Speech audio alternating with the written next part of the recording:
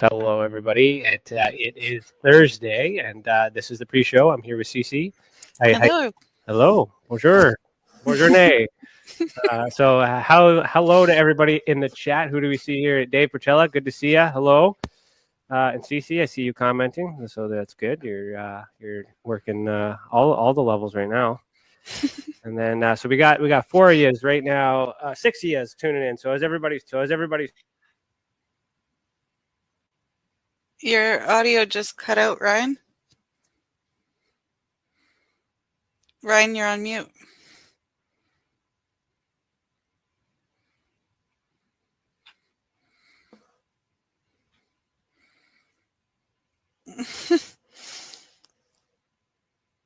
Ryan, can you hear me?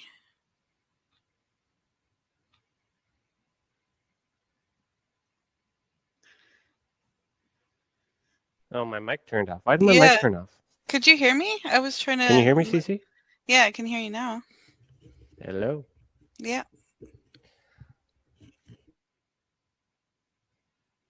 No, now you're muted again.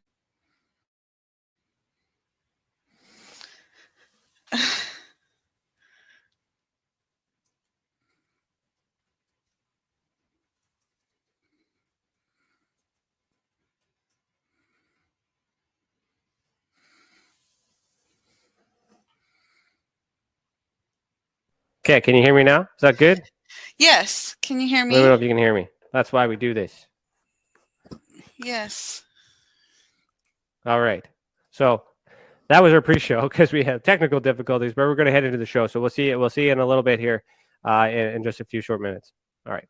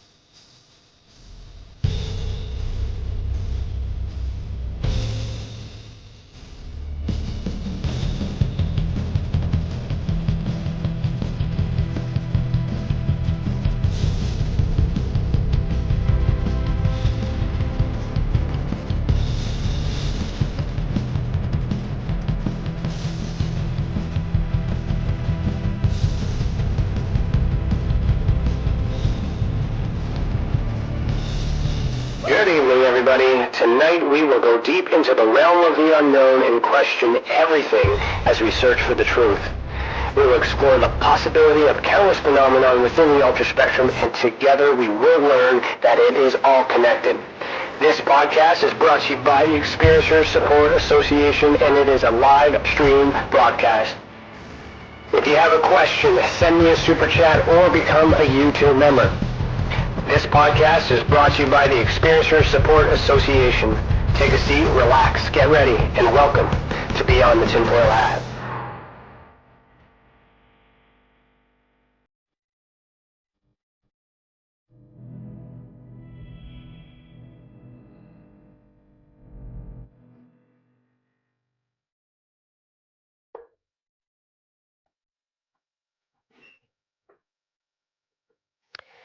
Hello, everybody. Today is Thursday, February 24th, 2022, and I, Ryan Stacey, am your host this evening. I'm a licensed private investigator, a citizen journalist, and the director of investigations for the Experiencer Support Association. I'm also the former national chief investigator for MUFON Canada and the former international field investigator trainer for MUFON in general. Welcome to the channel, and thank you for joining us this evening. To super chat, click the $ next to your name in the comment box. And if you are in the observation deck, we are inside the Experiencer Hall.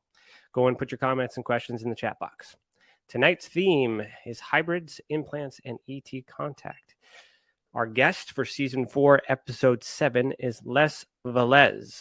I hope I said that right. I got that. Les is a graduate of the University of Vermont with a Bachelor of Science degree in business administration.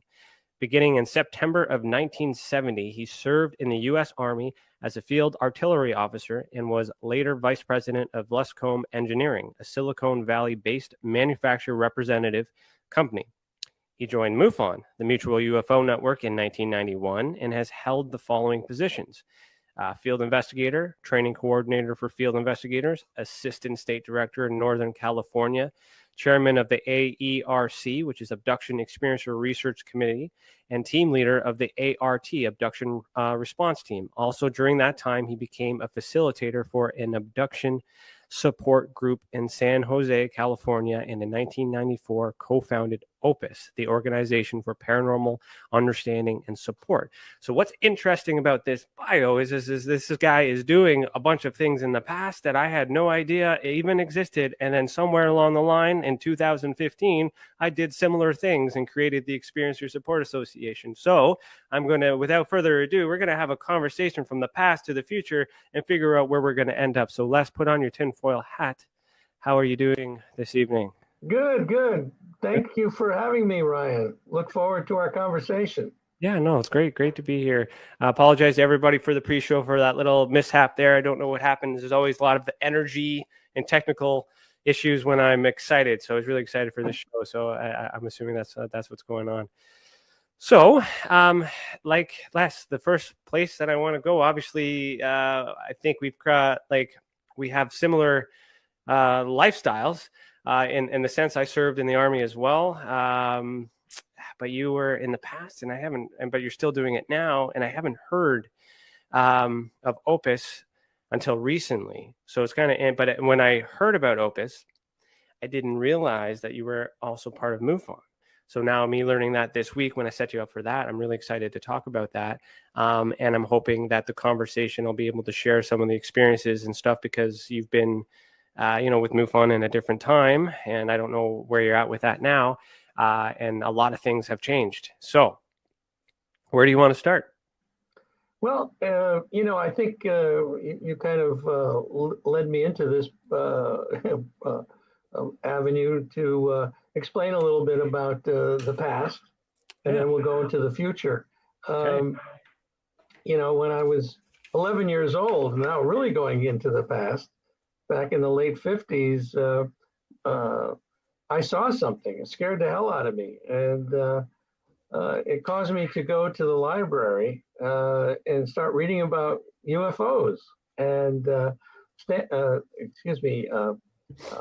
Adamski was the big UFO proponent at that point, talking about the Venusians, and his books were fascinating to me. And so, life goes on, and, next thing I know, I'm in college, and then I'm in the service, and then I get married. And in 1985, I moved from Connecticut, where I was living, out to California, to San Jose. And I picked up the San Jose Mercury News, and Stanton Freeman was going to be talking about UFOs and the government cover-up. Okay. And, so that really got me excited. It's like somebody turned the switch on, once again. And so I planned to go to San Jose City College to hear him. And I expected to see just a handful of people there, but the auditorium was packed. He did one of his inimitable lectures, and I came out of there really juiced and ready to, rock and roll. And MUFON happened to have a table in the foyer. And so I found out that they had a monthly journal, and I started to get the journal. And well, after a while, that wasn't enough. And so I found out that they had a field investigator training program. And so I got the manual, and I passed the test, and I was teamed up with a more senior investigator, and we went out to start investigating cases. And almost without exception, the cases turned out to be not only sightings, but people saying that they had contact with non-human intelligences. Mm-hmm. And that really got my interest. And I said, oh my goodness, this is amazing. And these people asked me, did I know of other people having similar experiences? And I said, yes, I do. And that's when I started to facilitate a support group in San Jose in my office, and on Sunday afternoons. And it was amazing. I started to learn more about the phenomena just listening to these people. And one day I was contacted by a journalist at the Monterey Coast Weekly paper, and he came out and interviewed me on what I was doing, for MUFON. And shortly thereafter, I was contacted by a woman who was also written up in the article, and she wanted to know if I could possibly help her understanding what was going on with her brain when she was in contact with these off-earthly entities. And so I said, well, to myself, I said, I'm not sure how I could possibly help this person. And so then she said that she was working with an emergency room doctor down in Carmel. Well, that triggered a remembrance of another doctor friend of mine that was looking to connect with other experiencers or doctors that are familiar with the topic, I should say. And so I called him up and I said, hey, do you want to go down there and talk to this person? And evidently the other doctor that she was working with was going to be there. And so he said, absolutely, let's go down. So we went one Saturday afternoon, and the afternoon was phenomenal. As we walked into her home, there was a picture on the wall. And she was standing on the back of this rather large vessel. And I said, what's this all about? She says, oh, I was helping some treasure hunters down in the Caribbean. And I said, really? How are you doing that? And she said, well, I was in contact with the captain of the galleon that had gone down. So that started the afternoon. And came to find out that she had a near-death experience. And afterwards, she became extremely psychic and was in contact with numerous off-earthly entities. And so the afternoon even progressed into more wild areas with the fact that she started to tell us about us individually, certain things about us that there was no possible way that she could know. I didn't know her from Adam, and neither did my doctor friend. So that afternoon, we came away from that experience and said, how can we possibly help people like this? And so the idea of setting up a nonprofit organization came about. And in 1994, we finally put together OPUS, the Organization for Paranormal Understanding and Support. And our mission, simply put, was to help people having paranormal experiences. Now, it wasn't only relegated to the abduction phenomena. In our mission statement on our website, opusnetwork.org, you'll see in our mission statement, we talk about Kundalini awakening, we talk about poltergeist activity, we talk about, all these other parts of the paranormal that are, I believe are all connected. These are all connected in some way, shape, or form. And so what we've been doing as an organization is basically set up a referral network of therapists that we can tell these people when they come to us into our website, where there's a contact area there. Just fill out a short bit of information, and then we'll contact you, and we will refer therapists hopefully in your area. Now, we're always looking for more therapists because we cover the United States and in Europe in some cases, but we're always looking for more therapists that are familiar with the topic. And then the thing that's really worked out well is the fact that we have an online support group, which has over 300 people in it, talking 24/7 to one another. It's totally confidential. The only way you get into it is going through us, and we do a triage on the person and then bring them into the group. And so this has turned out to be so helpful for these people.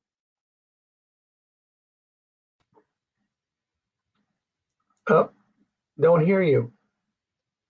I really do appreciate all that you've done. Stacey, I have to bring you in for a second. Can you carry on the conversation? I do apologize. There is an unexpected visitor that I have to go and see. Just carry the conversation. I'll come right back. I promise. Can you hear me? Yeah, I can hear you. Oh, okay. Okay. I'll be right back. I do apologize. This is, I don't know what's going on. So I'll be right back. Okay. Yeah, so Les, you were just telling us about OPUS, correct? Yes. Is there anything else you'd like to say about that? Well, sure. One of the things, as a nonprofit organization, we are, dependent upon donations. But more recently, I wrote a book called The Unknown Other and the Existential Proposition of Alien Contact. And all the proceeds from that book go directly to OPUS. It's on Amazon. It's also on our website, opusnetwork.org. And basically what I do is I cover, a lot of traditional things, but I also brought in a number of other things, including some of the UAP information that the government put out. I also have the omega-3 study, which was a study that we conducted in 2007-8 timeframe that was funded by MUFON, the Mutual UFO Network, where we took 71 people that were basically espoused the fact that they had contact with non-human intelligences, and 51 people that were a control group. And we found out some pretty interesting things. And the bottom line is that these people did not have a psychopathology. They were not fantasy prone. They had a totally different worldview after their experiences, and they felt that there was a sentient, purposive type source that they were in contact with, and that they were more benevolent than malevolent and more benign than malignant. And they had also differences in their temporal lobe activity, which was interesting. So, and right now I'm in the process with a psychologist friend of mine who was involved with the FREE study, Russell Scalpone, that we've gone out to therapists with a short survey and to find out what they have found to be something that has been helpful to the experiencer and the way they're treated. And of course, the one thing we found out right away is that the experiencers were looking to reduce stress, but they were looking also for an empathetic listener, someone to really listen to their stories, because in a lot of cases, these people have nowhere to turn. A lot of them have gone to psychologists or psychiatrists and, thinking that they're crazy, but the bottom line they find out is that they're not. And so then what? Where do you go? Where do you go? Who do you turn to? But a lot of times they can't turn to family members. They can't turn to clergy, because, they're shunned, or people think they're crazy. And so the bottom line is that this type of organization is something that's, very important to these people, and something that they can turn to and get the kind of help that they're looking for.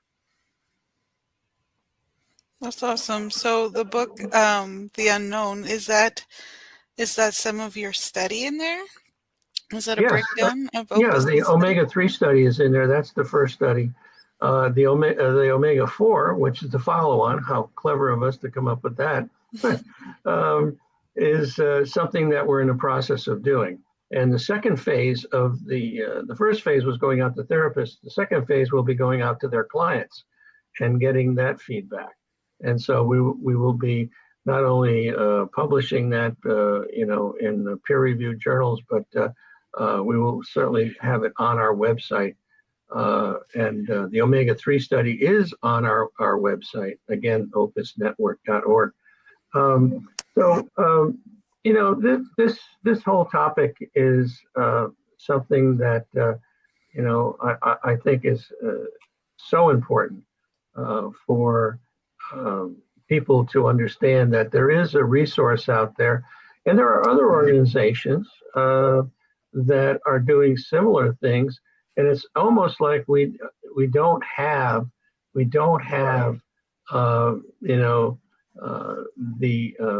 the word out as well as we should or can, and we're trying to assess that and how we do go out, and I'm doing shows like this to talk about the organization and what we do.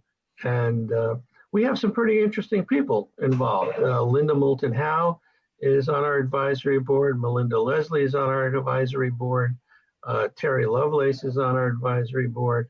Yvonne Smith is on our advisory board. Yeah, these are our board members right now. Geraldine Orozco. So we are blessed, having these great people with us, and we are, constantly looking for more.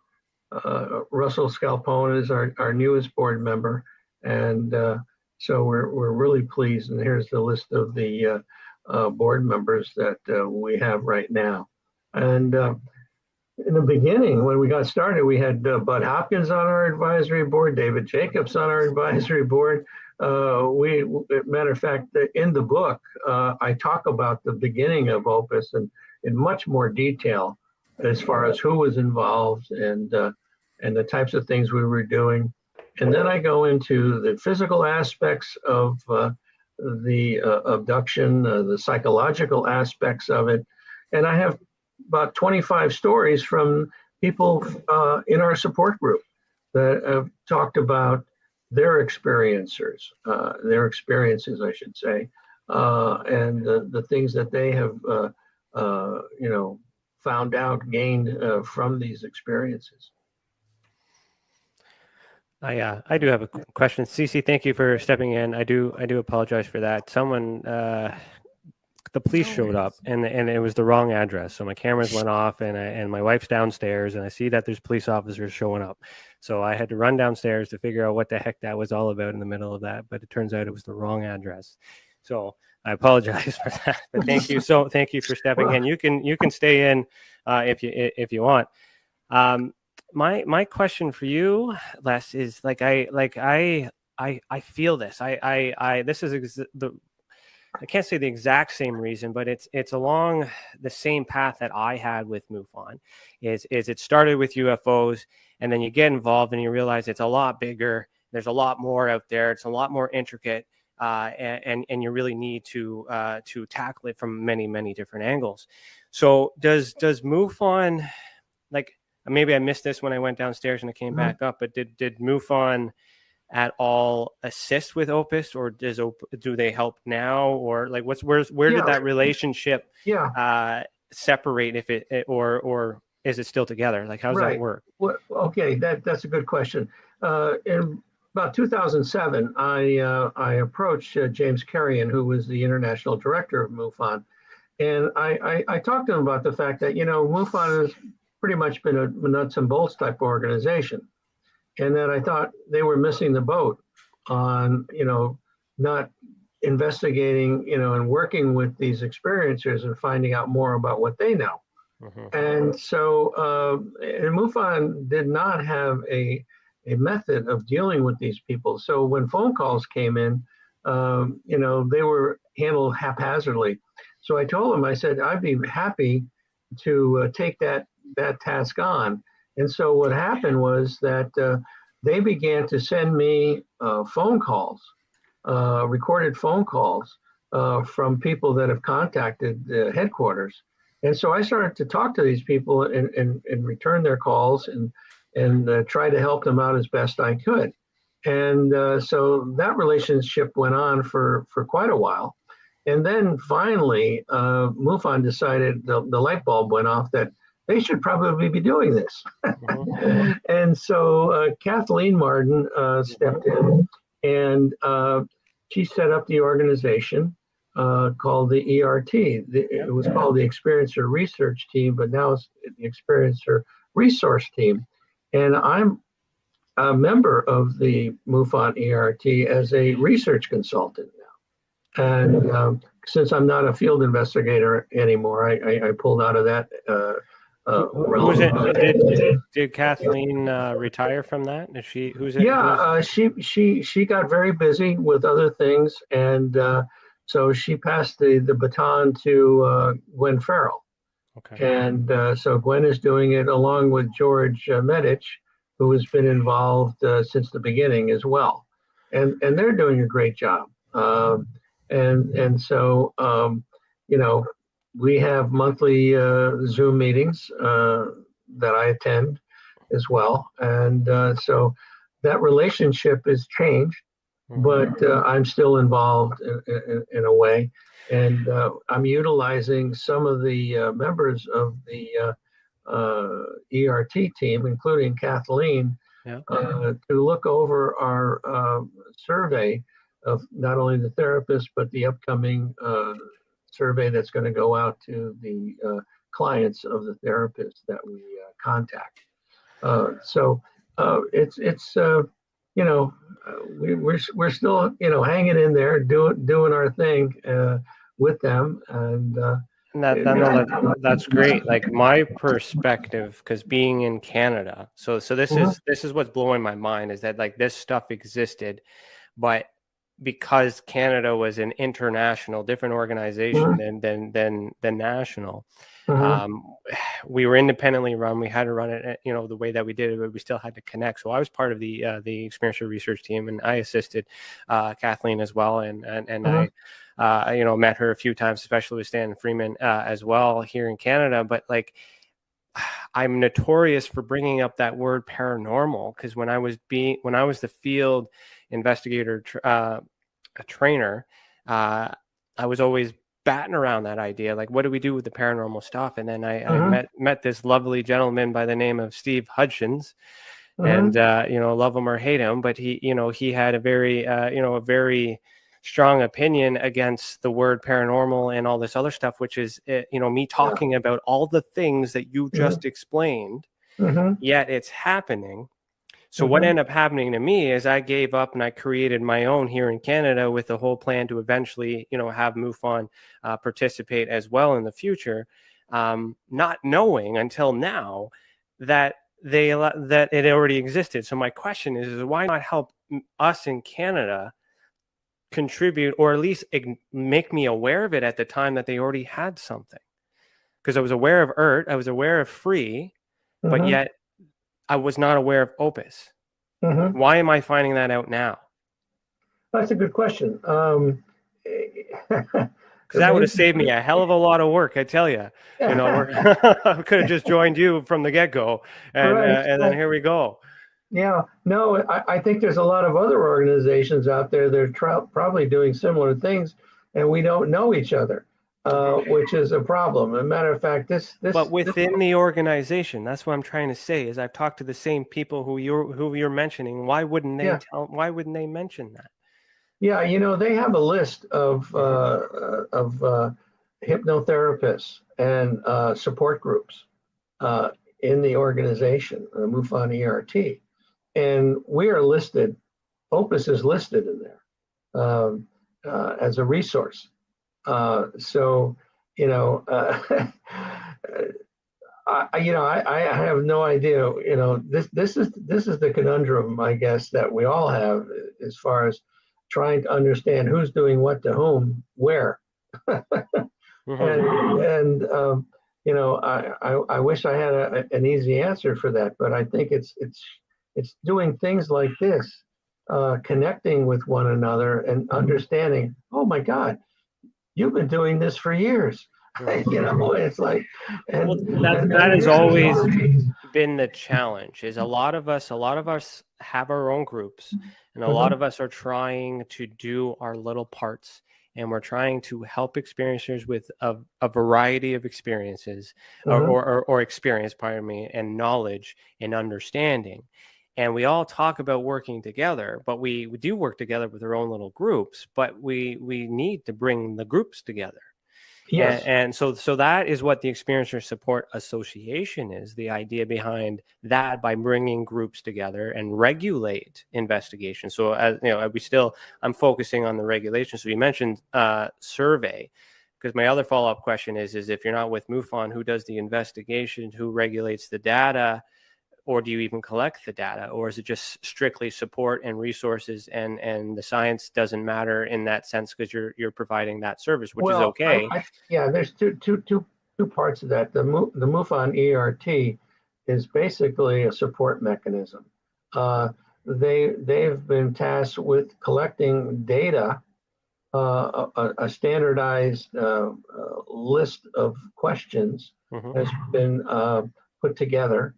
And that information, without any names or addresses or anything like that, will be put into the CMS system. Okay, because the confidentiality aspects of this is very important. And so are your experiencers aware that it's going into MUFON though? After they come to you? Well, no, if people come to me, okay, in other words, through my OPUS organization, Yeah. What we do is, as I said, we will refer therapists to these people, and then we have no further contact. And then if they want to go into the support group, we'll put them into the support group, and they're talking to one another 24/7. Okay, and that's it. There's no further contact by me or anybody in our organization. You know, and I monitor all the conversations to make sure that it's remaining neutral. People are being very open-minded and about the conversations that are going on. If people get on their high horse or start to have problems, then we intervene. But your idea, I think, and I've thought of this too, is that there's got to be a way that there needs to be an international organization that takes all these organizations and puts them together in some way, shape, or form to understand who's doing what to whom, what resources we each have, how can we share those resources to help these people, because this phenomena is worldwide. There's millions and millions and millions of people having these experiences. And, if you look at the Roper organization that did that study back in the early 90s that Bud Hopkins and David Jacobs, started with the help of Robert Bigelow financing it. They said back in those days, there was like 6 million people in the United States alone that were having these types of experiences. Well, take a look at where we are today, and it's a worldwide phenomenon. How many other millions and millions of people are having these experiences? Yeah, it's interesting because I don't want to say that we are that group, but it's definitely the goal in mind to become that group where and the only way that I can comprehend and understand how to regulate is focusing on evidence. So my expertise is in collecting evidence as a private investigator and a policing background and military infantry. So I've created. So obviously you're familiar with the Hynek and Velez classification scale. I've used that for many years. It does not work for paranormal. But I've created what we call the ultra spectrum classification system, which is an advanced classification system. I had many conversations with Paul Hynek to make sure that no offense was taken, and he considers it to be robust to enhance. It includes Velez system, and it also includes the concepts of John Keel in his super spectrum. So what I've done is I've created an evidence-based system that allows us to repackage whatever system anyone else uses to break it down into a universal language. As an example, UFO and UAP, those are two words used to describe the same thing. Someone might call it a UFO, someone might call it a UAP, or the paranormal people might just call it a paranormal orb, a ghost orb. But yet, what makes that in common between everybody is that it's in the sky, so we call it aerial activity. And then when we look into the methods, like some people can see it and take pictures of it, some people can hear it, but other people are seeing it in their mind. And in order to make that credible, we've established a sensory category, so to allow what we're calling psychogenic, so the mental possibility of seeing it in your mind, and then we work through our investigating process. Then we're able to compare the visuals, where it doesn't really matter the methods, but then it brings everybody back together. So that way, MUFON. So you say MUFON for an example, who calls it a UFO? We can do a work, repackage it, and we can and repackage and do a whole group thing, and then give it back to MUFON and say, okay, this, even though it's a paranormal orb, we can speak their language. Right. So part of that is regulating the language. We need a universal, because we have archetypes. That's always been my problem. Is we don't know how people are raised, and we don't know if what they think they saw is what they really saw. But you need to balance that, because you want them to feel believed, or you want to believe them. I believe that something has happened, but I may not believe that what you said happened is what really happened. So how do you challenge that? How do you hero that? How do you deal with situations like that? I think one of the things too that I'm dealing with right now is we use the terminology non-human intelligences, but how does that cover seeing your long dead relative? Okay. No, because it was a human at one time. Okay, and so it's coming back in a form that you recognize, and so it is human to you. And so how do you categorize orbs as a non-human intelligence? Maybe it is a non-human, but so I think there needs to be some kind of terminology that will cover all the bases, whether it's poltergeist activity, whether it's your long lost dead relative that you're seeing, spiritual awakening, kundalini type of experiences, all of that because as we've started to go out to some of the therapists, when I've talked about non-human intelligence, the first thing one of them said to me says, well, what about the long dead relative that comes back? Is that categorized non-human? Well, see, that's interpretation, right? So to go to the orb as an example, that to me is a sensory display. That's the group. And then the type would be aerial activity, because it's in the air. And then the subtype would be light, and because it has characteristics of energy and it's illuminating. So we call that light. Now, you could call that same thing UAP, UFO, orb, spirit. You can call it whatever you want. Doesn't matter what you believe or how you raise, but all those people will have to agree, or should agree, that it's a light in the sky, and one of your senses was able to detect it. Right. With poltergeist, that is objects moving. 9 times out of 10, you don't see any other paranormal activity with it.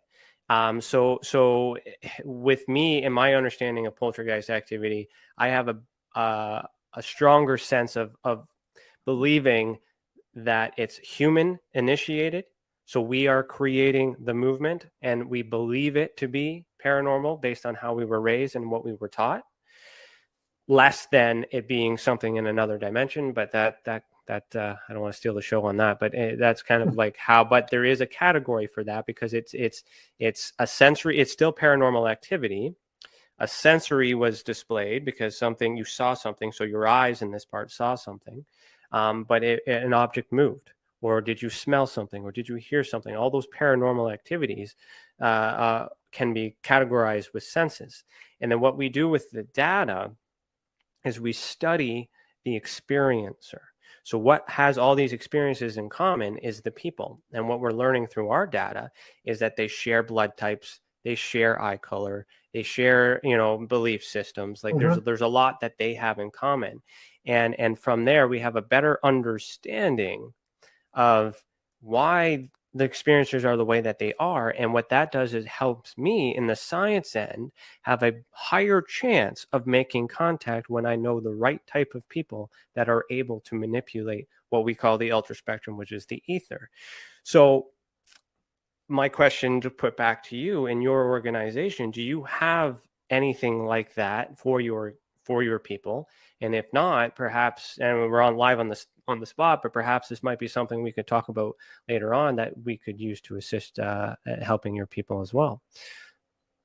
Yeah, and again, what's very interesting about the support group is that it is people that are having wide experiences in all those areas for many years, and so they posit various thoughts that they personally have with regard to all of this, and it resonates with these people that are having similar circumstances, and so it is proved to be probably the most important thing, because most therapists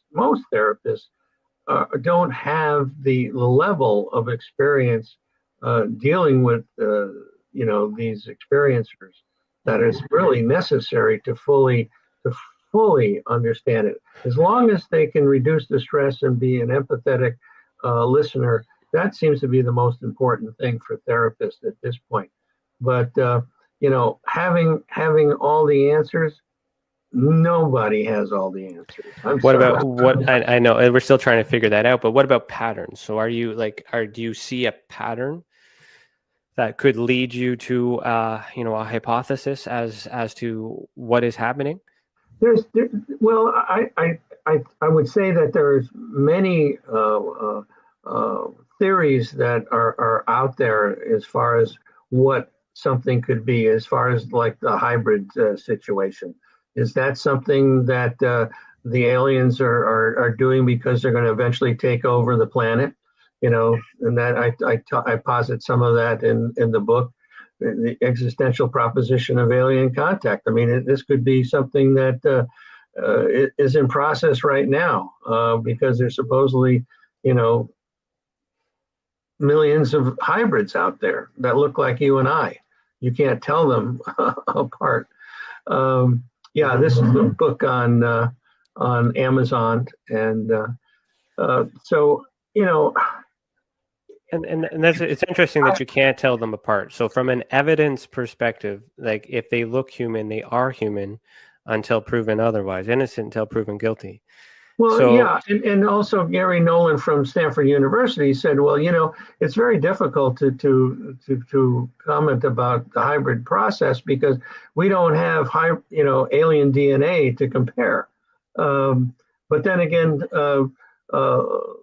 Helen Luttrell wrote a book called Rachel's Eyes, that her daughter went to school, Humboldt College in Northern California, with a hybrid that was being delivered food from the military.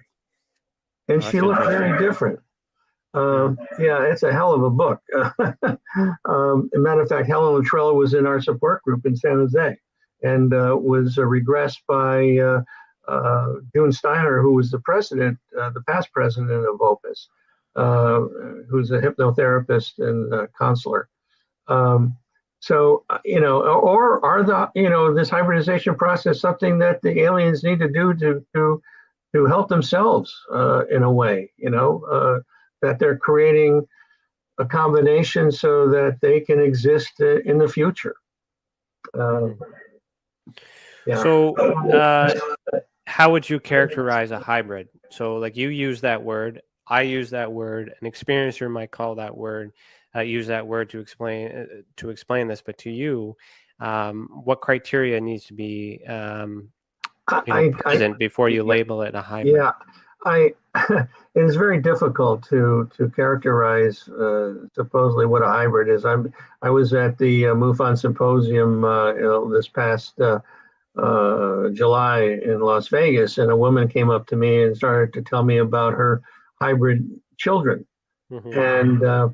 And Geraldine Orozco, who is one of our board members, who is pretty well known as being a hybrid mother. She has 24 children, supposedly. And so, I mean, you hear these stories, and, the only person that I knew personally that felt that she was a hybrid was Cindy Crawford. And the thing with her was that her organs were in different places inside her body. And that was well known. She had X-rays and all this type of information about that. Now, does that mean she's a hybrid, or is it just because she had some kind of mutation when she was born that created that?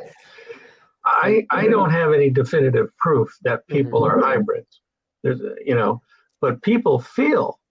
And even David Jacobs now has said in his latest book that they're hybrids, that they look so much like you and me that you don't even want to call them hybrids.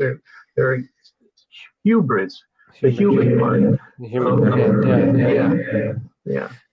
So the challenging parts, especially with that, is we have the term coined, and then we have the term used. And then we have years of people relating to it, and then having something happen to them, either physically or psychologically, and in many different ways of interpreting, whether it's ET or my labs or any other method of intrusion, interpreting it, talking to others who are trying to interpret it, and then getting help from other people trying to understand it. All the more reason to regulate it, or at least on this side.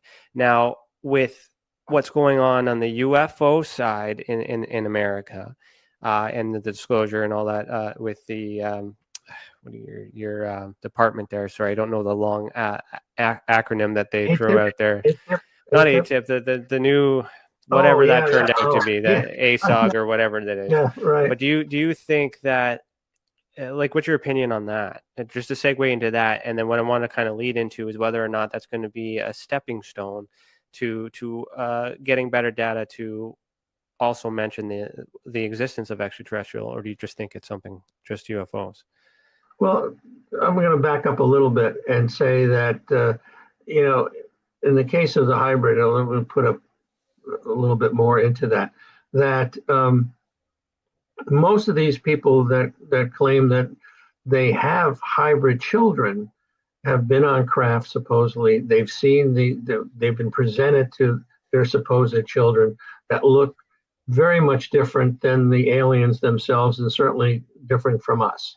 And so, and they're presented in that way, that these are your children. And of course, in the case of females, eggs have been taken.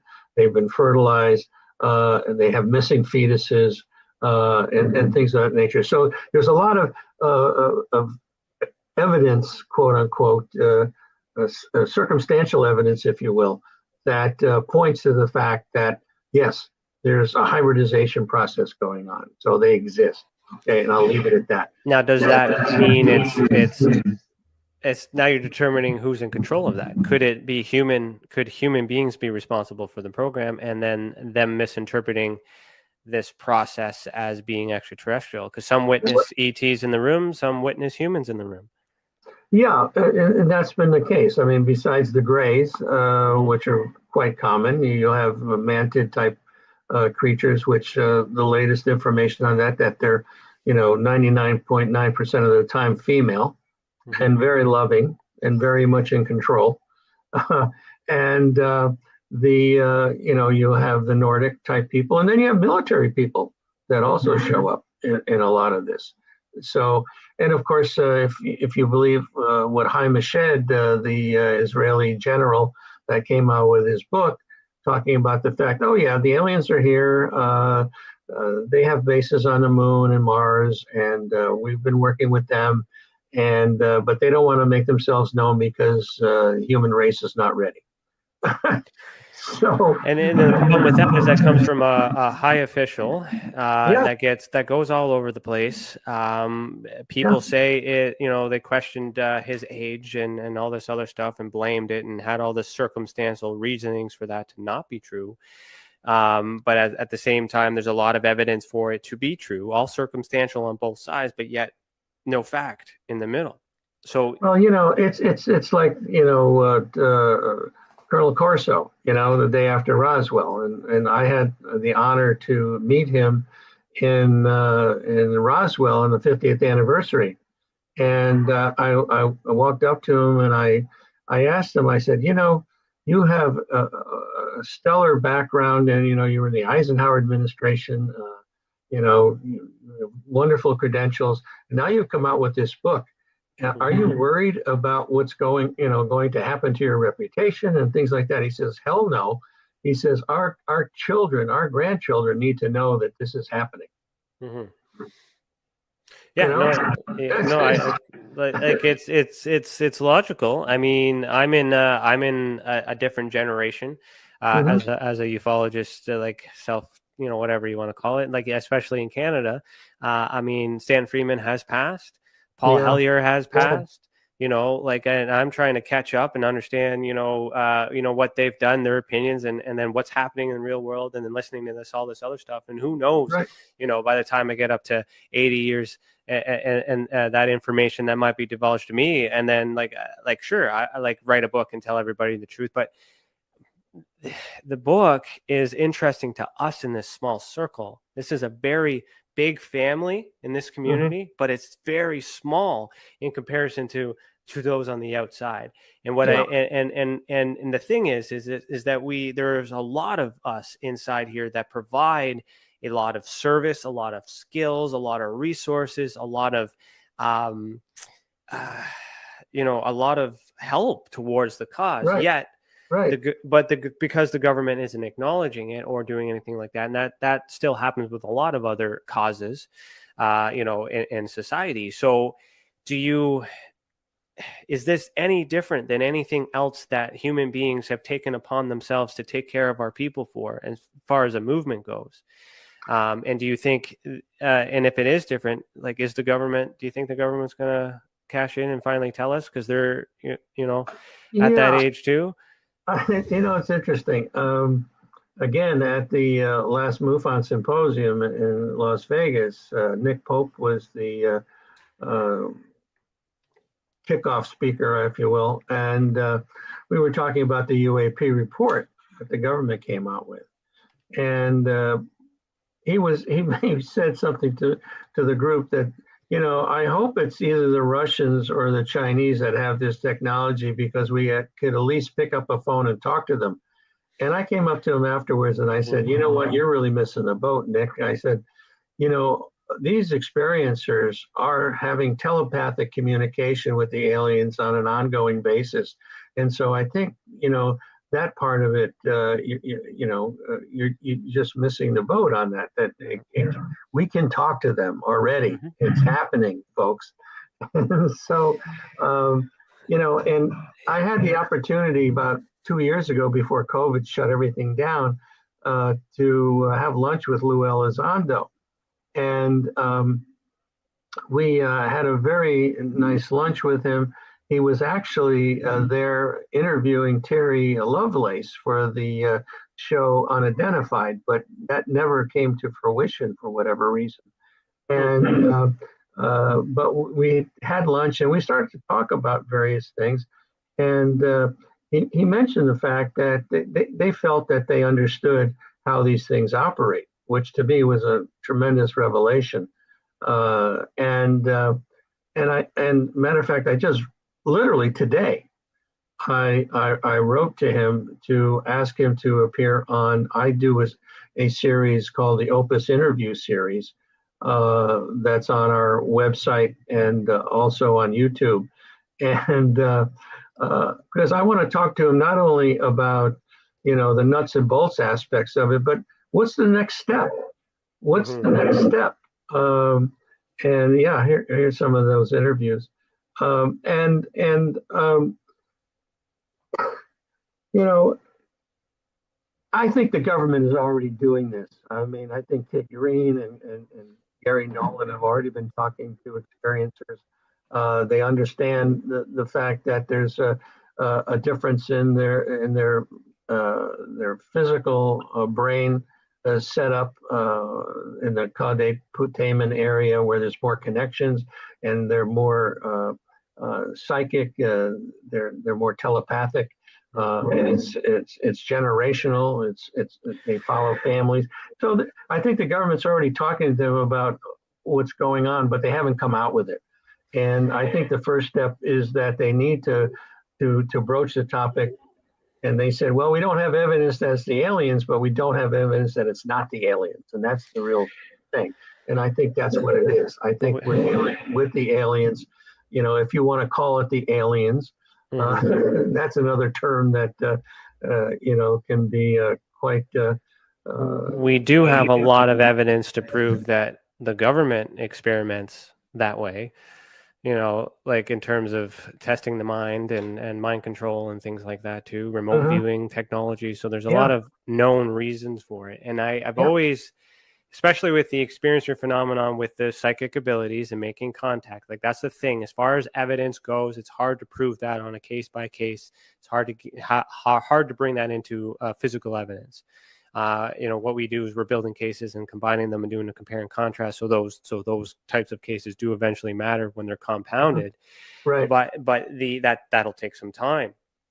So if the extraterrestrials or whoever, if that's who is making contact with us, the evidence would be that we can be communicated with by some sort of method without our control and against our will.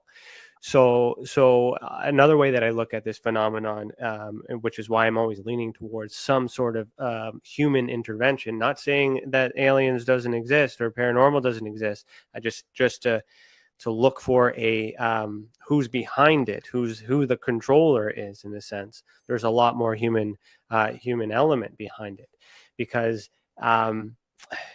it's invasion of privacy. It's intrusion, it's abduction. There's a lot of criminal laws that are broken. And if there was a human being responsible behind it, then it would make sense not to confess to that, because then there would be charges that would have to come forward with that.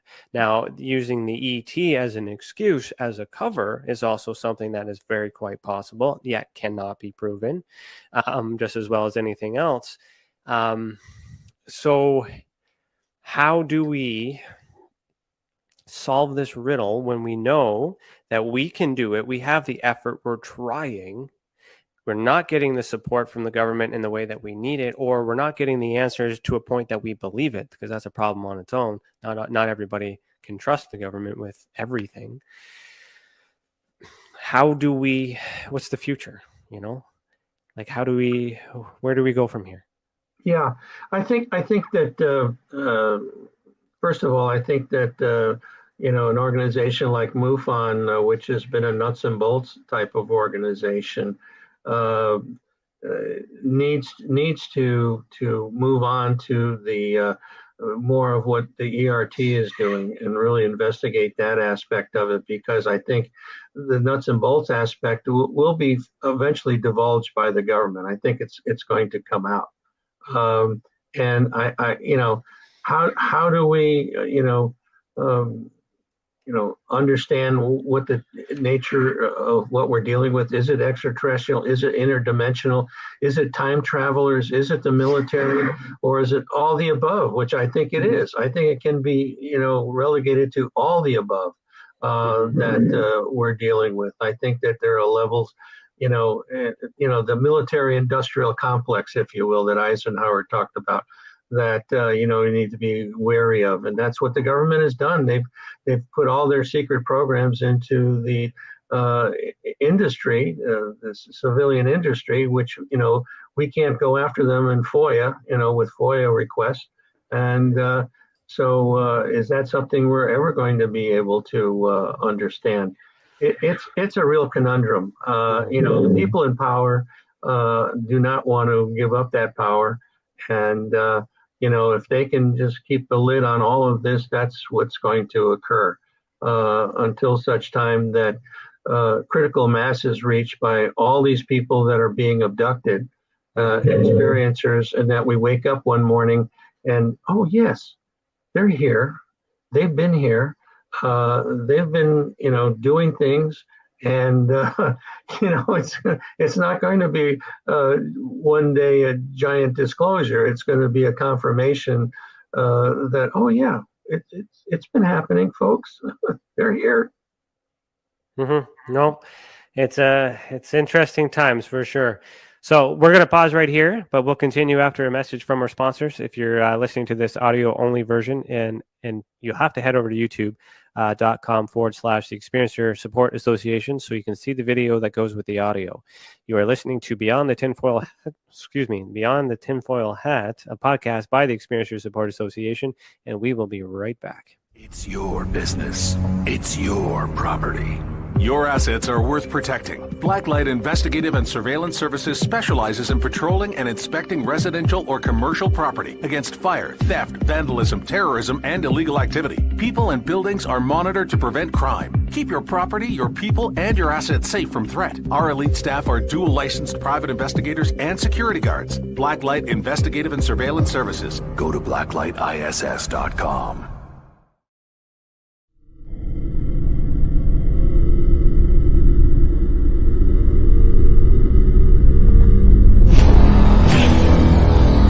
The same thing that draws aliens to our planet is the same thing that draws us to others.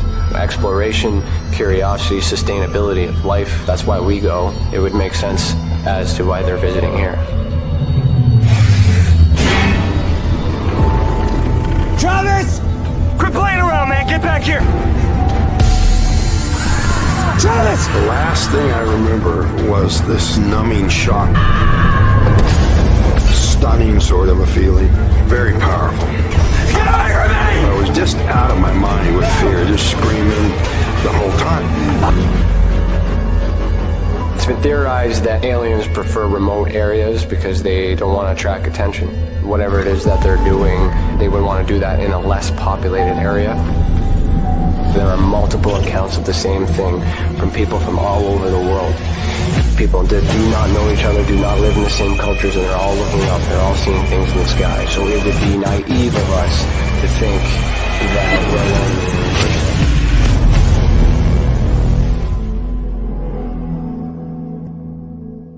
Ryan is one of Canada's leading new UFO investigators. He conducts and oversees UFO investigations on a constant basis and was really taken by his research. He's compiled a tremendous amount of data regarding UFOs in Canada. Just as interesting, he really goes over how the UFO investigations are done and what are some of the mistakes that people make when they submit evidence. Note for starters, don't edit your videos or photos before you send them. If you want to hear more follow-up conversation between Ryan and myself, you can go to richardolanmembers.com, where we have a candid conversation on ufology, the paranormal, and more. And remember, while we learn and grow and search for the truth, let's be good to each other.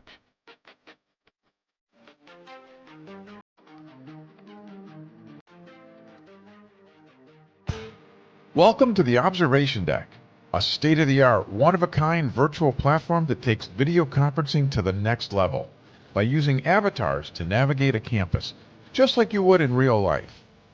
First, you install the application and design your very own unique avatar.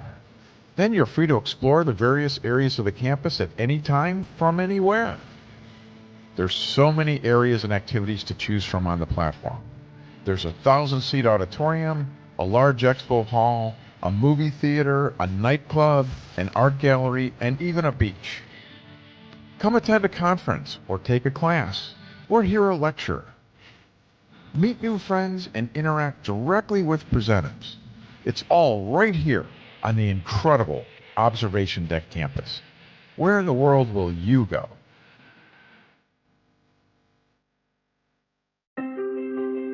Have you ever wondered Or maybe just thought to yourself, if there were others just like you, you know, people with extraordinary abilities, psychogenic advancement, and perhaps unique intuitions.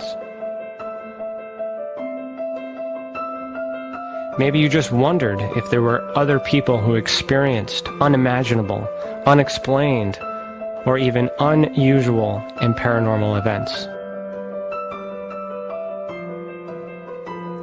Are there people who have more questions, more fears than answers? Well, you're not alone. You've never been alone. We believe you. Sign up for EA today by going to tesacan.org/EA. That's TESACAN.org/EA.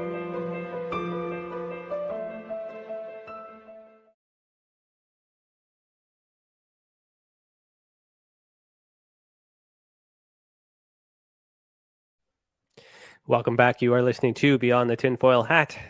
Did you know we have a private community chat for our members on our YouTube channel? If you become a member, you will get bonus content like exclusive videos, including bloopers, behind the scenes, and members-only Q&A. Also, if you've ever experienced an unexplained event involving the paranormal, UFOs, extraterrestrials, dogman, or any other paracryptid, head over to tesacan.org/reporting system. Let the others who have already reported be that example that proves that we are making a difference. And if it wasn't for these reports, we would not be able to do what we do. And we thank you. I'll let you know that our website is still being redeveloped. The new site should be, I think, end of March, start of April. So the reporting would be a lot easier for everybody moving forward. So let's get back into it. How you doing? You good? You good for another hour? You hanging in there? Let's rock and roll. Let's rock and roll. All right. So I want to stay on the... Like, this is good. This is well-rounded, and I feel like we can go in a bunch of rounded rabbit holes here.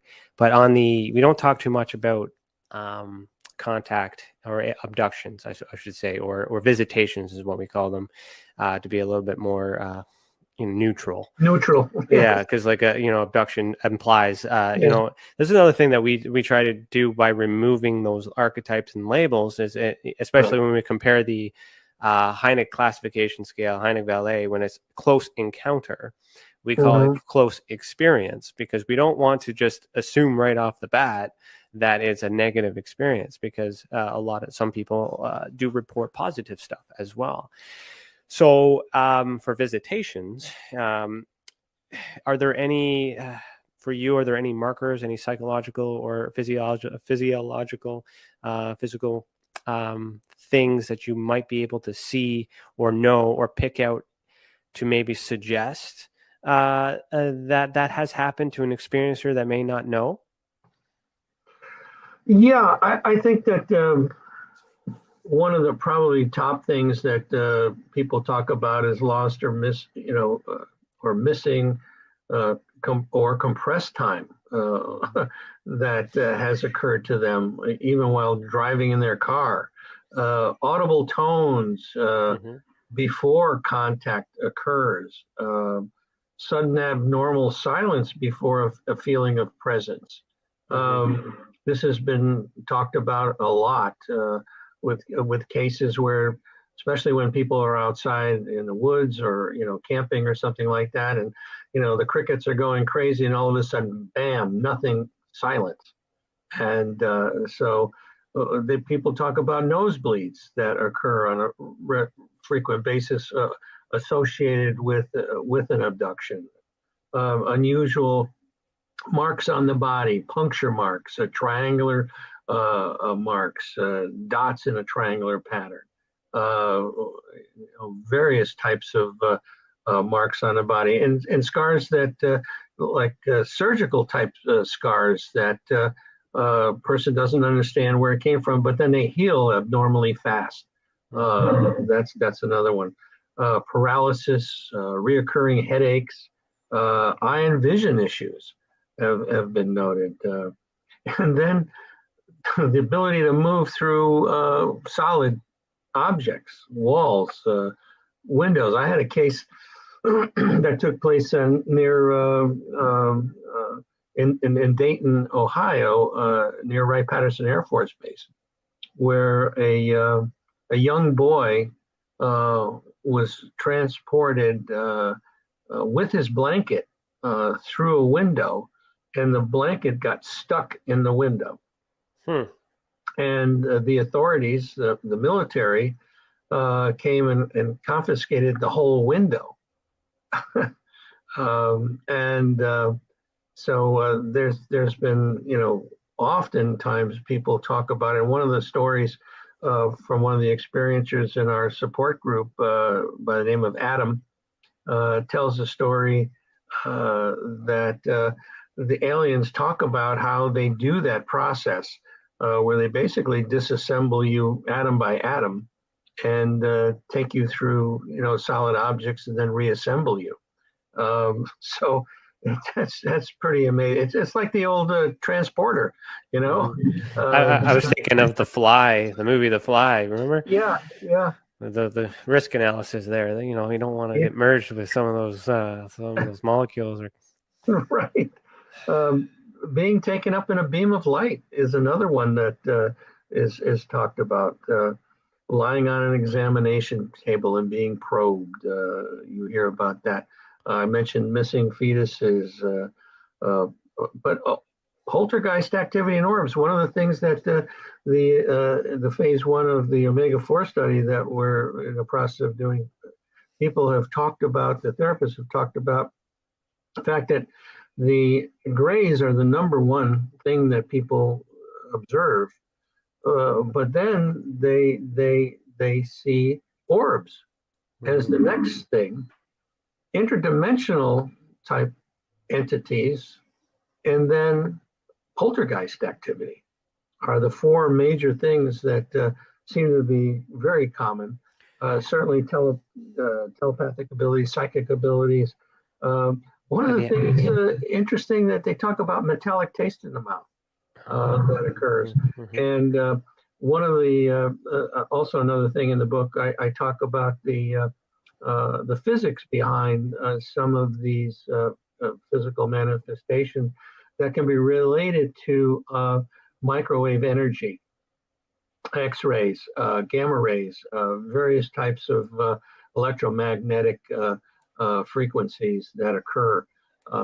And whether that's alien generated or, us or someone, you've heard about these cases where in the consulates around the world, people are coming down with, real issues. And they feel perhaps that it's microwave energy that something is generating to cause these people to have physical issues.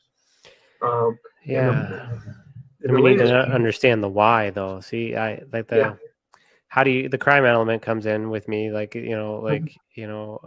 the reason behind it? Why? How have they gotten away with it? How is it possible? It's because I wear 2 hats, like in the PI evidence court, lawyers, they need me to answer questions. So whatever the question is I have to provide and build a case to answer the question, or provide evidence to support the possibility of the scenario. So in that world, it is difficult to get tangible evidence to convince in the court of law that, other than a large sample coming forward and saying the same thing. But yet, if it's in our mind, and then that's collectively, not saying it doesn't happen, not saying it is happening.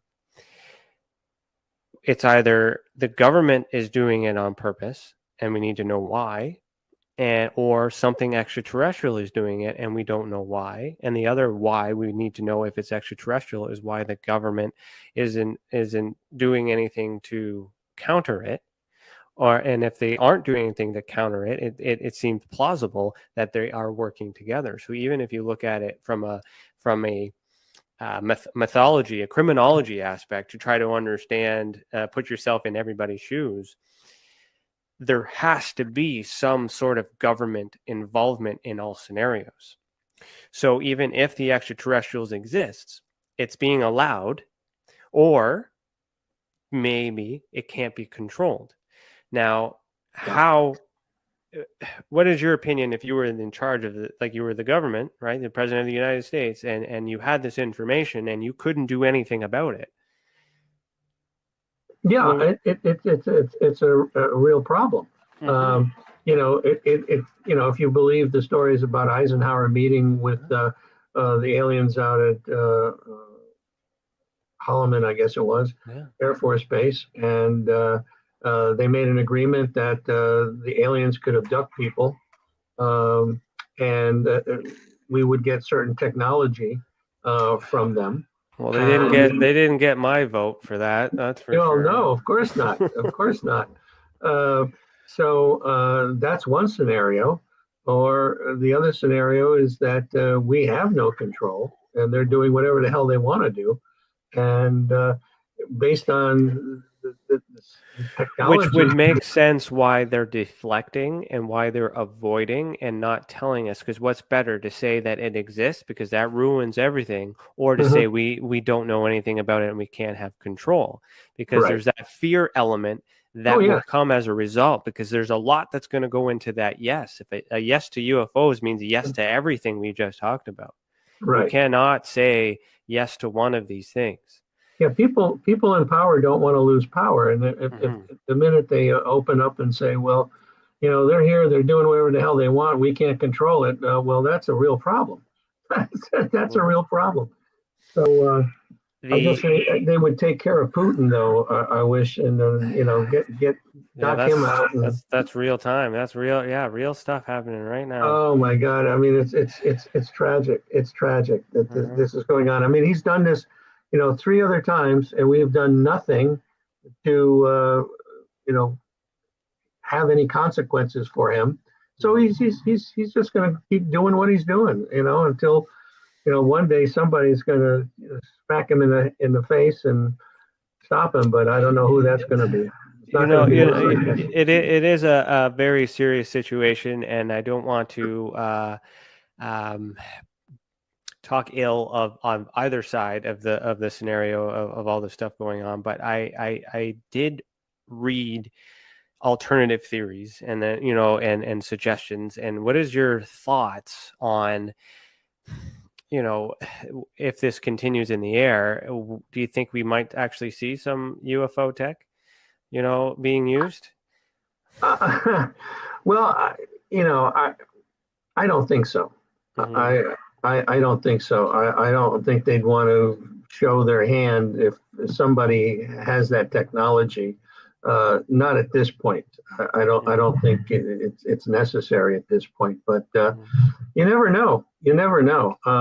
It would be the best time. Everything's the stage is set. If you look at everything else that has happened and the timing, how are you with astrology and numerology and synchronicities and things like that? Are you synchronicity? Yes, I'm totally down with that. Astrology, you know.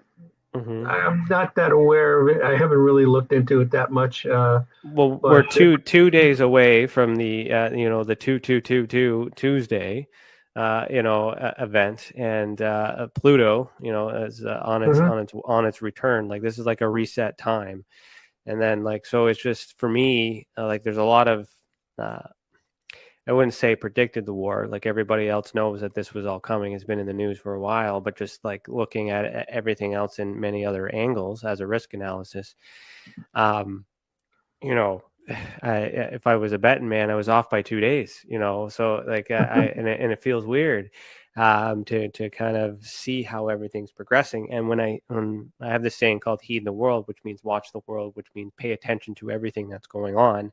And how much of this is distracting? What is it distracting from us? We have a pandemic that's going on as well that could easily be compared to that analogy that I used with the scenarios with aliens. Maybe they can't control it, and they had to do all these things and measures in place without instead of telling us that they couldn't control it. So there's a lot going on. So with everything else going on, is it possible that the government is just like UFOs are nothing because it's small in comparison to everything else that's going on? And if that's true, then that's machines and government. We can forget about that. But where are these ETs and extraterrestrials coming from? Because that's not being talked about. That's being missed. You get what I'm saying? Yeah, I think that there's a conscious dissonance going on in this world that most people we are heavily being distracted right now, heavily by so many things. Oh, sure. And people get up in the morning, have breakfast, go to work, come home in the evening, have dinner, watch a little TV, go to bed. Next day they do the same damn thing. Well, you and I are able to do some other more creative things, which is great. But at the same time, the world has a different scenario, a different agenda, and these things have been boiling for a long time, specifically with Russia. I mean, that whole situation with the Ukraine goes back, decades, and so this is like the culmination of a lot of crap that was going on over there. But where I was kind of leading into is the support element. We need a lot of support on all angles, and where I kind of wanted to tie back into is as I appreciate, even though I wasn't aware of the organization during my time and career with MUFON, and I have many theories as to why that may or may not have happened. I'm happy to know that something else existed, because I didn't think anything like that had, at the level that your organization is running. Meeting, I don't know when Linda Moulton Howe had joined. I had spent many conversations with her as well in the past, and she never mentioned OPUS. So, there's just a lot of, we're so together, but yet we're so far apart. So that there's no way that one group could be able to successfully take care of their own or everybody in the entire world. So just like there's a United Nations that's working together right now with this, that's what TESSA is. TESSA is trying to become that United Nations within ufology and experiencers, so that way we can have. What have you done to reach out to other organizations? The offer essentially comes with data. So what we want is to be able to regulate and repackage and create a universal language to explain to all audiences, including paranormal people and UFO people, how to communicate with each other, so we can share data and quantify it. Right. From there, have it at that level so we can bring it up to a scientific level for review. Because there's a lot of scientists out there that are pulling their hairs out because they can't do anything because they don't have the right numbers. So with us, the goal is to make sure that we have the best evidence possible in all these cases, so that way the experts can do what they need to do and silo it. So we collect everything, pool it, and then splinter it to the aces in their places.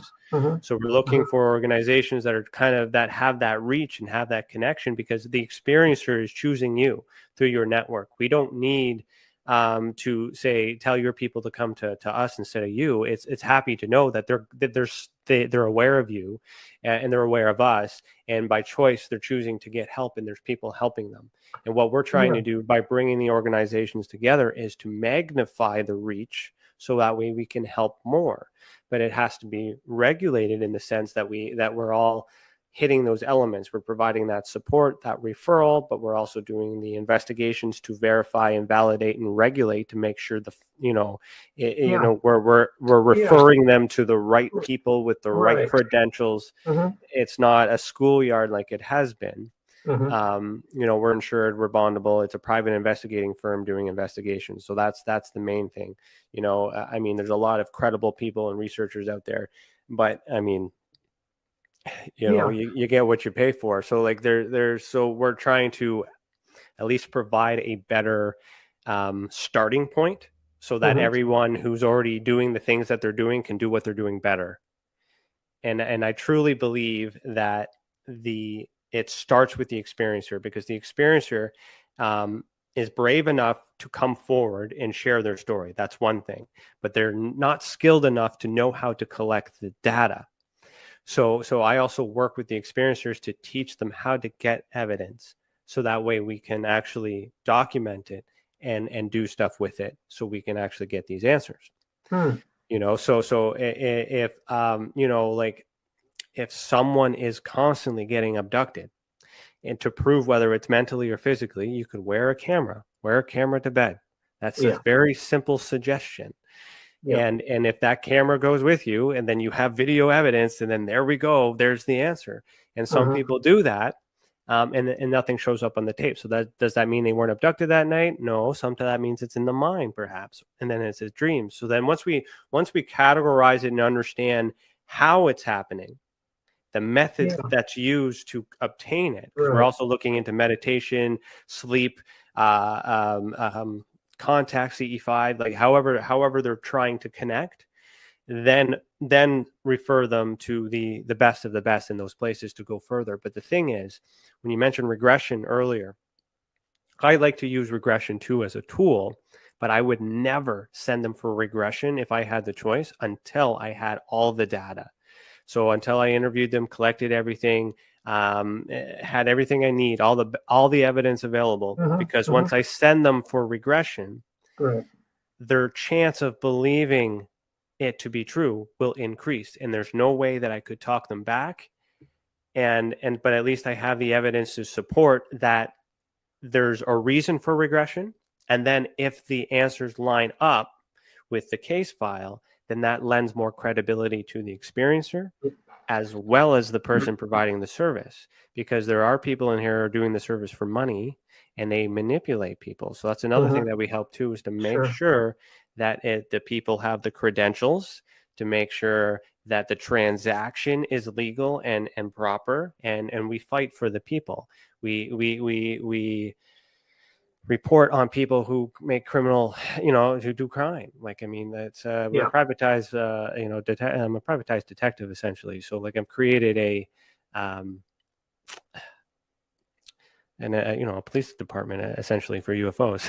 That's the best way to explain it. But I mean, I think our organization basically has been a support mechanism. We don't investigate cases. That but when a we person could, asks us, and then we could refer them to you after, because the trauma. One of the things that they can tick off, as far as, do they want to join the online support group? Do they want a referral to a therapist? Do they want their case investigated? And when they click that box, what I tell them is that, we're not set up to investigate these, but please contact MUFON. And I give them the contact information for MUFON. And then if it, in the case of most of these cases, then it would be referred to the E.R.T. Okay. But also now, what you're doing is certainly another aspect of it. So I would be happy to refer people, especially up in Canada, but I'm sure you're doing stuff on Zoom with people investigating cases as well. Yeah, we're doing a whole bunch of things, and I would encourage. I always encourage people to report to as many people as you can, because we also have a variance on how we investigate, and what you're looking for.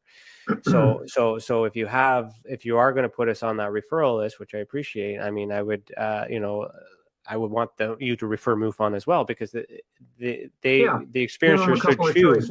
Yeah, the experiencer would be able to look at. They know what they need. They know what they're looking for, and of course, they chose you, right? So the experience. It's good to have multiple resources for that. But what I'm also trying to do is have the network done, so that way, no matter where they went to, that we're able to repackage it. So if somebody reported to MUFON first, then they would let us know that, and then that gives me permission to talk to Dave McDonald, which I do talk to some on a regular basis, to inquire, get permission to contact the state director to share their Form 30 with me, because the experiencer has given me permission to get their investigation.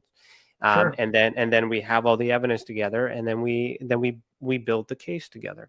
Because if MUFON helped for a little bit, and then we help for a little bit, and then we carry it on and pass, this experiencer starts to travel and get all this variances of supports. Because what matters to us is that the experiencer isn't keeping it inside, and the experiencer isn't afraid. The experiencer isn't alone. But at the same time, we protect them with by giving them an experiencer ID number and going to bat and keeping all this information out too, to keep their identity hidden. But it's when we notice the trauma, we need a resource as well, because I can't. It's like de-escalating a situation. You get into a bar fight or something like that, you got to de-escalate it before you figure out why the fight started. So a lot of the time, the experiencers will report in a state of panic and concern. And then at sometimes I already have the data, but then I need to refer them right away. So it would be beneficial as well to refer them to organizations like yourself. So that way I already have the data. They went to you, and then you treated them, or you did your part, but we are able to communicate with each other. So that way I can learn as an investigator how that story from what you've taken in compares to what I already have. And then that will help me establish and remove what the fluff is, remove opinion, remove, all these propaganda and ideas and imaginations, and then figure out what the root is. And then we can actually determine what we're investigating, and then pass that on to the appropriate expert. Sure. So again, running it like a police force, when a crime scene happens, a police officer would need to first establish that there is blood or forensic evidence. They would not collect the sample. They just need to be smart enough to know that it's there, contain it, and then call in the scientist, the CSI, to grab the sample, do the work, wait for the results. The results come back, and then you close the case, and then you give them direction and referrals. So that's essentially what we would do in that aspect, is make sure that everything is available, is collected before it's destroyed. Because if they start with a regression hypnotherapist who believes them and doesn't do an investigative thing first, there's a high chance of their belief being so high that they won't accept the rational ideas or remove some fluff to get down to figuring out what it really is. And that's the challenge, because it's by choice and it's by belief. And that's why I hope that they find us first. But it's not always the case. You get what I'm saying? So the challenges we have had is that when they find the support, there's no longer a need in their mind to have it investigated, because they just believe. And if they just believe, that doesn't mean it's true. And if we investigate it, it also doesn't mean it's true. They have to happen together. Yeah, I think that oftentimes when people contact us and say they want their case investigated, that's truly what they want to have happen. It's good that you follow up with MUFON, but do you get confirmation that from the experiencer that MUFON actually reached out? In some cases we do. In some cases we get negative responses. So do we. Yeah, and we do a survey on that too, because that teaches us, what we need to do. To make them happy. Yeah, there's some issues within MUFON. Some field investigators, some state directors even have had issues with the quote unquote the paranormal, and so don't look at it very kindly. But I always tell these people, if you do have a bad experience, or people don't get back to you, please let me know, and then we'll follow up and try to do something. And yeah, we're like that as well. And it's the thing is the experiencers, for you experiencers that are listening, and just like it's your case, it's your experience, it's your event. So you should be selective, you should be picky, and if there are options available, you should report to as many areas as possible that you trust, so you can get a big picture of what is happening with you. Because as we've just with these three ideas and organizations, we all measure the same thing but different ways. And so it's and what we're trying to do is understand all the ways it could be measured and put it all together into one sample, so that way we can understand what's really going on, which is why I keep getting that human element. But we also assist field investigators with MUFON. So a lot of issues that I had as the chief investigator for MUFON and the national, and the directors and whatnot, is our field investigators had numbers. We didn't get names. We did all this work, and there was no names for ourselves. The only time that people heard about what my name was because of Richard Dolan. Richard Dolan saw my work and said, like Richard Dolan and Linda Moulton Howe pulled me into a corner at Alien Cosmic Expo and just said, "You're too good for MUFON. People need to know who your name is." And I ended up going onto a podcast with Richard Dolan, and then that's how that started. It's like, good luck, kid, you're on your own. And then 4 years later, here we are having that conversation. But there's still a lot of field investigators that don't get that credit. And the only way for them to get the credit is by talking to these field investigators and saying, well, you can refer the experiencers to other places because it's their experience. And by me getting an experiencer reporting and letting us know that they've also contacted a third party, so MUFON, here's my case number. If I'm able to get the case through MUFON, I'll be able to get the field investigator, and then I'll be able to work with the field investigator. And then when we publish it, we give credit to the investigator. The investigator gets named because they did the work. And the thing is, a lot of times when the experiencer finds us after they come through MUFON, they're mad about the organization, but they love the field investigator, and then the field investigator is not their fault because they do their work and they put it in the system, and then the system failed them. And so we're also trying to help field investigators who are already doing the work to do that work better too, because you've read the manual. I was in the middle of rewriting the manual because there were so many things wrong with it. However, it wasn't financially advisable for them to make changes to the MUFON manual. So I do spend a lot of time teaching field investigators privately, of course, how to get better evidence. And that's where it starts. If the experiencer learns how to collect evidence properly, they will also learn how the cell phone works and why it's a lens flare. If I walk them through it and explain to them to recreate the event instead of me showing up there, they'll see that little light and they'll understand that everything else that they reported was not anomalous. If by spending that extra little time with them on the first case guarantees me a second report in the future, but I will not get that type of report again because they just learned something.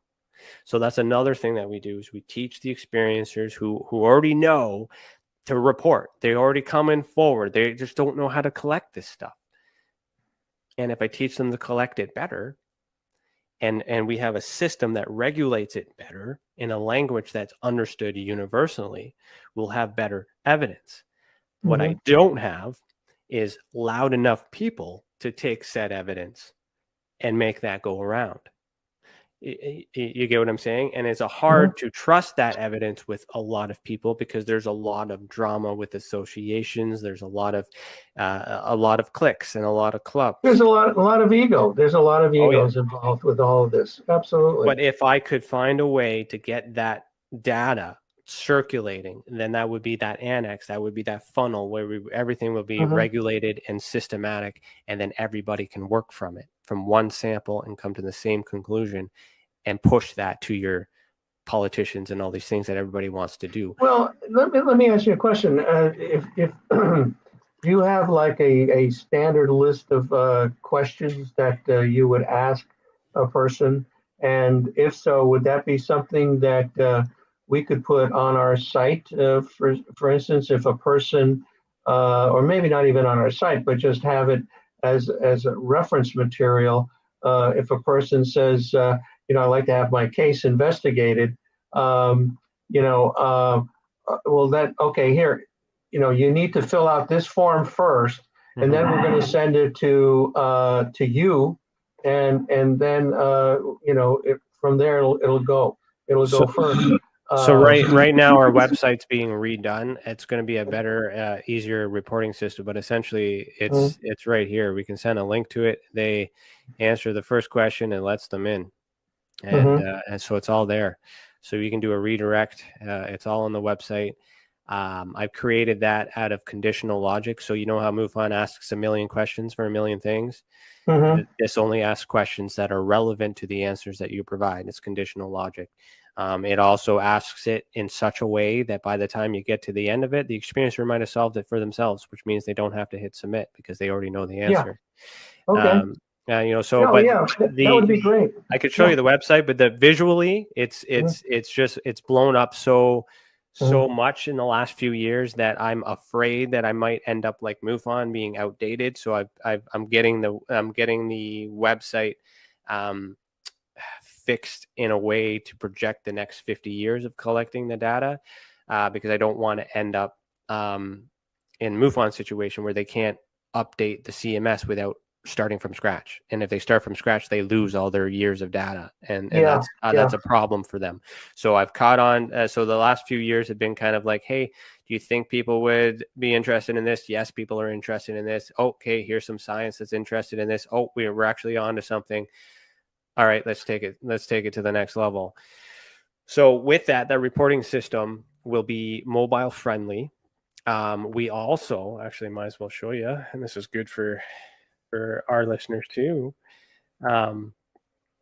We will be taking, once the cases are done, we also do visual evidence database. So you know how MUFON has the UFO stalker? So this is similar idea, except only cases that are unidentified through the process. And it also includes government documents, document stuff, and it's going to be more interactive too. So I also get declassified documents from the Canadian government, and I find the location of where those events take place, and then I do one of the stuff. things that one of the people in our support group, who happens to be Canadian, submitted a report to MUFON, and they put a marker on that tracker in his town, and he called them up and contacted them and said, it's such a small town, I'm afraid people are going to know who you guys are talking about, even though my name is not associated with it. And he tried to get him to change it, but for whatever reason, MUFON does not have the capability of changing anything on that. It's done by an outside organization. It's done automatic. I was working on the CMS too when I was doing the field training. I was trying to change. The funny thing is that the TESA that I have, this program, this code, the system of everything was what I gave to Jan when I was in there to say, this is what you need. This is your problem. It's fixed. You don't have any time. You don't have any money. I made it. I spent it. Take the code, you can have it. Let's help the people. And that didn't happen. So all this is essentially the way that fixes those problems, so that way those things can be avoided. Now with UFO Stalker, I did know that it was automatic. So the information would come in and it would do the ping automatic. And the problem with that is that these cases are not some of these cases have been identified, and they can't even remove those. Yeah. And then it alludes that every single one of these cases is something of significance to look at. So for us to challenge that, there's a lot of series of questions that ask consent, like, what do you want us to do with it? We don't ask for permission. We ask what you want. Some people will say a variance of do whatever you want with it. Well, then we'll interpret that. You know, of course, even if they select, they're okay to have their name known, we still protect that. We're just measuring on the comfortability. You know, how many people are actually comfortable with sharing their info versus how many are not, and we still protect it anyways. When we put the pins in, the experiencers are aware, but it's only on the cases at the end of the year that we can't figure out. So we do everything privately, but then we get together at the end of the year to try to weed everything out, and then we release them to the ones that we just can't figure out. And the hope is that other groups will be able to figure them out for us in future years, because we don't have help right now. But when we get help, we'll start to learn more. And but if the experiencer says, you know, contacts us and says take it down or move the pin, well, we can move the pin.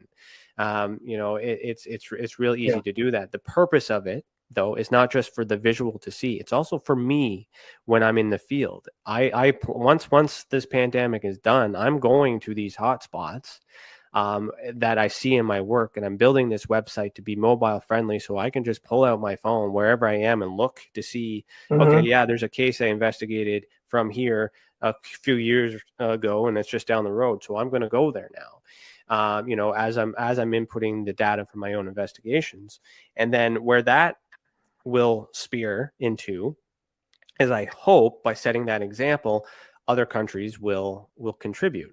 So even though I'm focusing on Canada, I do have some interest on people doing the same for America. I have some interest in UK to do the same with their declassified documents in UK to get this master map of declassified documents, master map of experiencer cases that have been vetted, so we can actually see everything and measure it everywhere. And that could come from MUFON, that could come from OPUS, that can come from anyone. It's just one resource that everybody can use. And I'm also putting all the resources that we use as field investigators online for free for other investigators to use. So we're basically, what I've created is an open concept to MUFON.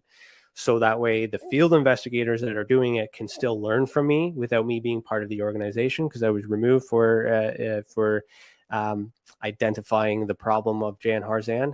And and I'm directly responsible for that. So so I continue to help in that sense, so that everybody can learn from it and contribute.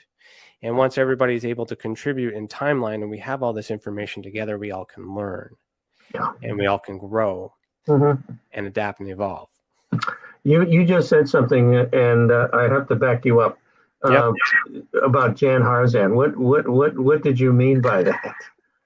So, to be absolutely clear, as the field investigator, director of field investigator training, a lot of people confided in me and told me issues and things within the organization. Some of those concerns had to do with some of the activities in which Jan Harzan was eventually arrested for. So because information was reported to me, I had the obligation, being a private investigator, owning my private investigating firm, I had the duty of care in order to pass that information on to the authorities.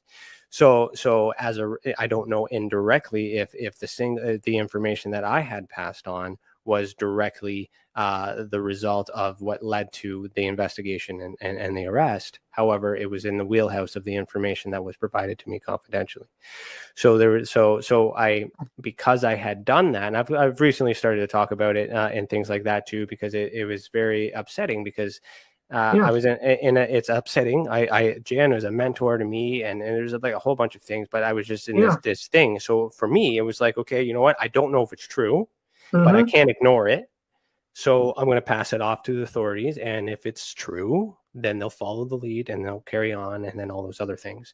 And unfortunately, the organization has taken a hit for that. And as much as I'm talking about the challenges that MUFON has, my whole passion has been able to improve the system in a way that could help the experiencers and also help the field investigators who are trying just as hard as you and I, but not getting the opportunity because there's something in the way. And there's a lot of challenges. There's a lot of laws. There's a lot of legalities. There's a lot of people, but the experiencer doesn't know. The experiencer reports to MUFON because of their marketing and doesn't know that all these things are happening, behind the scenes. To them, they're just waiting for an answer. They don't have an explanation as to why they're not getting an answer. They're just not getting an answer. Mm-hmm. So anyways, like, I mean, it's I have lots of friends that move on and things like that, but a lot of people have been upset with me and mad at me because, but I mean, how was I supposed to know if it was true? Right? Like, fuck, pardon me, but yeah, it was a big surprise to me because I mean, I worked very well with him. And, we had many good conversations and everything. And there was never any indication, along those lines. I still haven't heard what the final outcome was. I didn't believe it. I didn't believe it at first. And that's why I was like, I carried a lot of stress and a lot of things on it. And because I did that, it created this huge internal push out, which is why I was removed without them saying anything, because they thought I was stirring shit up. Yeah. And then I got that whole like, I told you I was right moment. But then in the reality, it's really sad. And and I wasn't happy to learn that. Yeah, there was some indications that it was a setup, and that people were thinking that MUFON was starting to move in a really positive direction and gaining some real traction, and so they took out the leader. I don't know. From my perspective, and I mean, this is the most I've ever talked about it too, is that, reports were made. There was enough evidence for me to not ignore it. So I passed it off and I trusted the system. And so that's all I can say. Whether my tip even was received or used, I have no way of knowing that. Yeah. But there are people who know that I was involved and they're blaming me, thinking that I did that on purpose and all these other things. And there's a lot, there's a lot of that around. But I'm kind of good that happy to have this. This is live. It's pre-recorded. Like, it's not like, I'm comfortable sharing this honestly, but I just, it's like, don't shoot the messenger. Don't shoot the messenger. Well, I get that a lot in this business because a lot of people don't understand what an investigator is. We have a lot of researchers, we have a lot of scientists, we have a lot of journalists that do all parts of research and investigations, but they don't know how to interrogate and investigate and follow leads and I wouldn't say entrap, but get to question answered. Right. And then there's that moral compass and that obligation that goes to, okay, this is a really bad thing. What do I do with it? Well, I'm not a police officer, so I can't arrest them. But if I hand it over to a police officer and the evidence is sound, then they'll move forward. So other things that I've done is when people have paid for a service, for regression, as an example, and they didn't get the service. So that's a crime. That's fraud. So like there's a lot of that going on in ufology and paranormal, and a lot of people are the experiencers are victim to manipulating people as well. And it's hard for them to get the care and the support that they need without worrying about this. So that's why I'm in this mix in a way to walk that neutral line so I can understand why things happen. But when that criminal, I draw the line at the criminal element, but it's just, it's very dangerous and it's very hard for me to make sound referrals when there's a lot of noise and theories around misconceptions because people don't understand why people do the things that they do. And that's also sad. And I spend a lot of time mediating.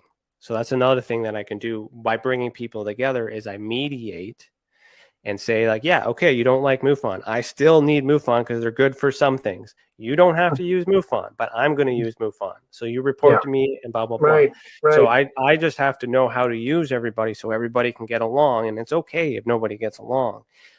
But then everybody hates me because I know things. And I am a licensed private investigator. I own and operate my own private investigating firm. I mean, I clear a room every time I show my credentials, right? Like it's a tough gig. So I'm just giving you a full disclosure. Like I know, I know some of the crew that you're with may or may not have heard those things. So I'm giving you the rub and the being honest, giving you the real, and it's live. I'm giving this to my audience too, man. I've touched on it so many times, but I'm not in this. I'm not picking sides. I want the truth.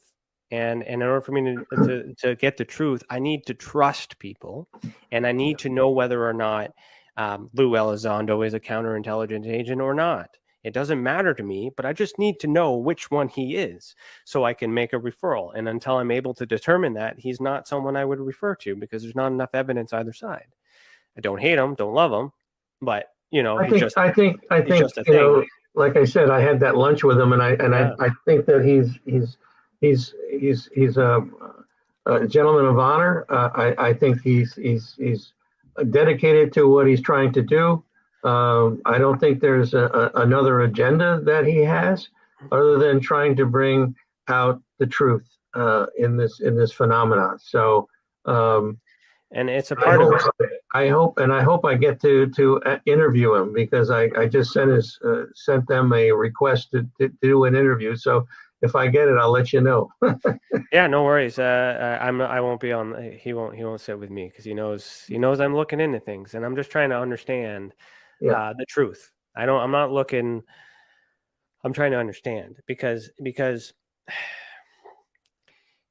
even in the private investigating world, if I have a parent who is trying to get custody of a child, the first thing I need to, obviously my client who's paying me to get custody for the client, what they don't realize is that I have to first determine whether or not they can be fit to have the child, because they might just be paying me to get support from the proper parent because they lost and they're mad and they're angered. And then I come into this challenge where it's like, okay, you're not fit to have this child, but yet you've paid me. So do I want to get paid today or not? And then there's a lot of situations, even with cheating husbands and wives. I've been in situations where it's like, yep, I found proof that your husband has been cheating on you, or your wife has been cheating on you. What would you like me? What are you going to do when I give you this evidence? Well, I'm going to head over there and I'm going to shoot him. Well, I'm not going to give you that. So you don't have to pay me. I'm not going to be responsible for murder. So like in this UFO community, there's a lot of that. There's no regulations. There's no referee. And you have people defending Lou Elizondo. You have people attacking Lou Elizondo, and you got Lou just saying whatever. I know my truth. I know who cares? But yet there are people fighting against each other. Sure. Because their belief is their belief, and the other belief is their belief. But they're like doxing people. They're threatening each other. It's ugly. But yet this guy, hasn't done anything different. He just did something, and it was interpreted a certain way, and the world just kind of ate it up. And unfortunately, but then that's where it's tough with these experiencers, because they're watching this? What do they believe? Because they were just abducted last night, and they're looking for answers. And this is what I have to go to. No wonder, and that's what leads to the depression and the suicide and all these other ugly things that we kind of rabbit holed into, which is also something that Tessa is trying to do is create awareness to prevent that, and which is why we want people to report. So we want them to stay to keep it out, and if they can't make it public, that's okay. That's why I'm here. I'll make it public for you, all right? With whatever it is you tell me that you're comfortable with sharing. You don't need to come forward. You just need to know that I have it, and I will compare that with everyone else, and I will punt that forward on behalf of the experiencers, and they know, and they're listening, right? But as soon as they come forward and say, I believe in this, they're subjected to those sides. Those who don't believe it will attack them viciously and insult them. And there's so much crime, and there's so much depression, and there's so much anxiety. So that's what I'm trying to fix. I'm not going to get the answers. I'm just trying to stop the fight.